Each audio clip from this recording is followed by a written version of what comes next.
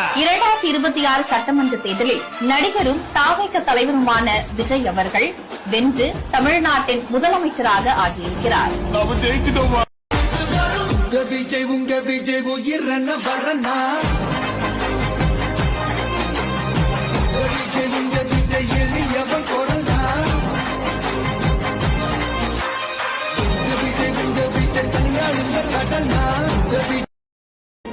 எனக்கு அரச பதவி வந்தாலும் நான் உங்கள ஒருத்தந்தான். மக்கள் நலனுக்காக கொடுக்கப்படுற முதல் குரல் என்னுடையதா தான் இருக்கும். எல்லாருக்கும் எல்லாமும் கிடைக்கணும்ன்றத என்னுடைய லட்சியம். மாமே, கிரவுண்ட் மொத்தம் ஆளுங்க இருக்கலாம், ஆனா ஆடியன்ஸ் எல்லாரும் ஒருத்தரை மட்டும் தான் பாப்பாங்க. கேள்விப்பட்டிருக்கியா? ஆட்ட நாயகன்.